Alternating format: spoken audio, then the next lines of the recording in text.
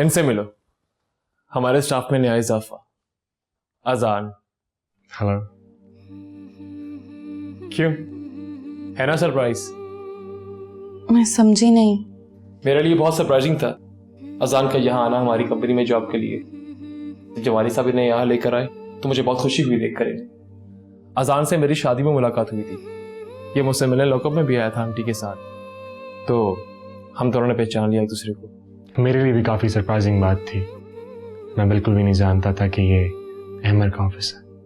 बस यही तो जिंदगी है ना वैसे हैरत की बात।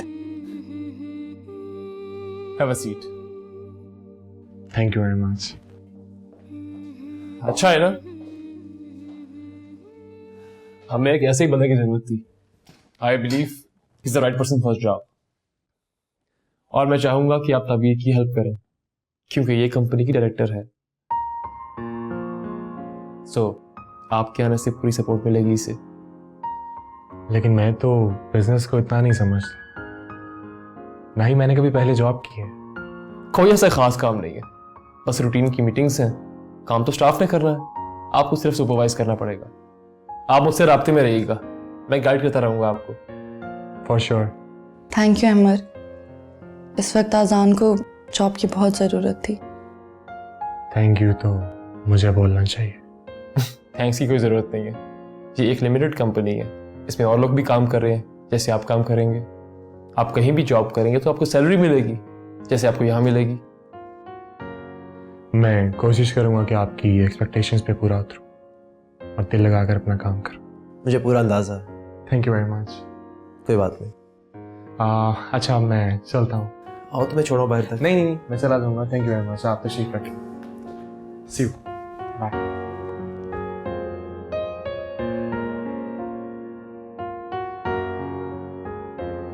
सो थैंक यू। हाँ, ये क्या हरकत की है अहमद भाई ने, ये तो बिल्कुल अच्छा नहीं किया।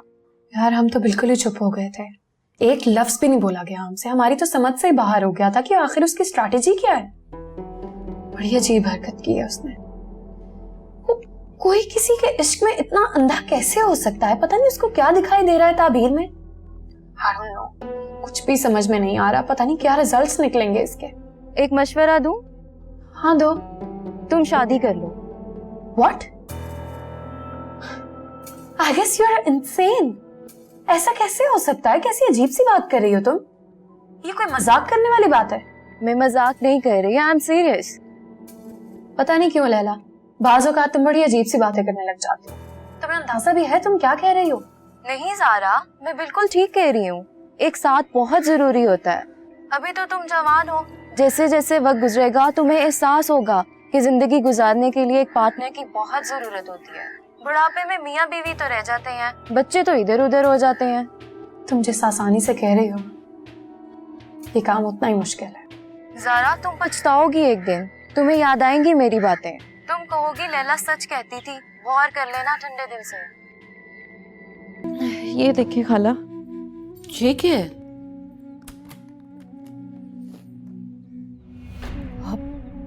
हाय, इतने ज्यादा पैसे कहाँ लिए फिर रही है तू? लिए नहीं फिर रही खाला, मैंने मंगवाए हैं। वो सुबह चाचा शरफू दे गया था। वो इतने ज्यादा पैसे लेकर आ गया, कोई लूट लेता तो? और वैसे भी यहाँ कहाँ रखेगी तू? उसी के पास रहने देती, तेरे ब्याह में काम आ जाते। नहीं खाला, ये पैसे मेरे ब्याह के लिए नहीं है, ये मैंने आपके लिए मंगवाए हैं। मेरे लिए? मैं समझी नहीं नज्जू। ये मेरी तरफ से है खाला, मेरा भी तो कुछ हक बनता है ना कि खालू की वफात के बाद मैं भी इस घर के लिए कुछ कर सकूं। कैसी उल्टी सीधी बातें कर रही है तू? रख अपने पास ही, अब ऐसे भी हालात नहीं है कि हम भूखे मरे जा रहे हैं। देख नजू, तेरा जज्बा अपनी जगह पर, लेकिन ऐसे थोड़ी किसी से पैसे ले लेते हैं। खाला, अब मैं आपके लिए किसी हो गई हूँ, अब मैं आपकी कुछ नहीं लगती। अरे क्या कर रही है पागल? मेरे पास तो जो कुछ भी है खाला, मैं तो खर्चती नहीं, बस ठेके के पैसे आते हैं और जमा होते रहते हैं। मैंने सोचा आपके काम आ जाएंगे, इस घर के काम आ जाएंगे। अच्छा, रख लेती हूँ मैं, तू रो ना। अब तो खुश है ना तू? हाँ खाला, अब मैं बहुत खुश हूँ। शुक्र, मैं आपके और इस घर के किसी काम तो आई। ऐसे नजू, तू इतनी अच्छी है अंदर से, ये तो कभी मैंने सोचा ही नहीं था।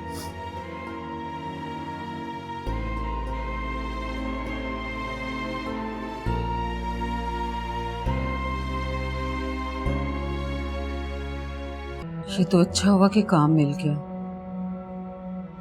लेकिन बेटा रिश्तेदारी का मामला है। मैं तो कहती हूँ अभी भी देख ले, कोई और नौकरी मिलती तो वो कर ले। मैं नहीं चाहती कि मेरी नंद की बेटी के शौहर के नीचे मेरा बेटा काम करे। नहीं नहीं अम्मी, ऐसी कोई बात नहीं। वहाँ काफी लोग आए हुए थे और कुछ लोग उनमें से शॉर्ट लिस्टेड भी हुए थे। एकदम से वहाँ अहमर आया और उसकी नज़र मुझ पर पड़ गई। उसने मुझसे खुद बात की जॉब के लिए। उसने मुझे कहा कि उनको किसी एतमाद के आदमी की ज़रूरत है, तो कह रहा था कि तुम ये जॉब कर लो। बस इतनी सी बात हुई। ताबीर थी वहां उसके साथ? नहीं नहीं अम्मी, वो बाद में आई थी, उसको तो पता भी नहीं था।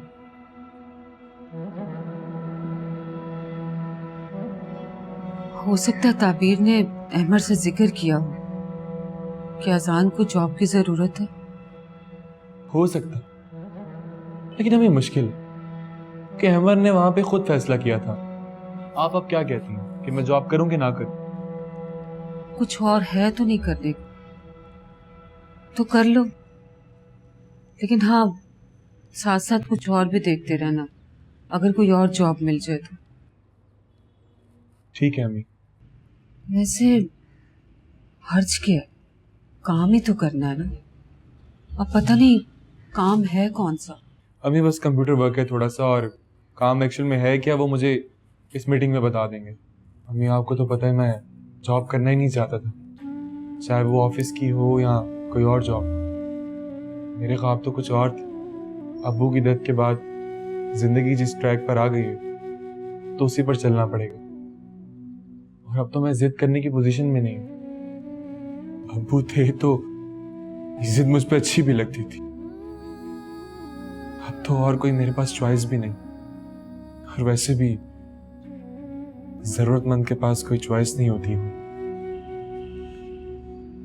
अच्छा दिल छोटा ना कर, अल्लाह ताला तुझे तरक्की देगा, कामयाबी देगा, और तेरा ख्वाब भी पूरा होगा। मजबूरी है बेटा, मैं तो सिर्फ रिश्तेदारी के डर से कह रही थी कि कहीं कोई बात ना निकल आए। अल्लाह के घर में देर है देर नहीं, वो कोई ना कोई राह निकाल ही देगा। तो परेशान ना हो। हमें आप भी परेशान मत, मैं हूं आपके साथ, कोई परेशानी नहीं आएगी, मेरा यकीन है।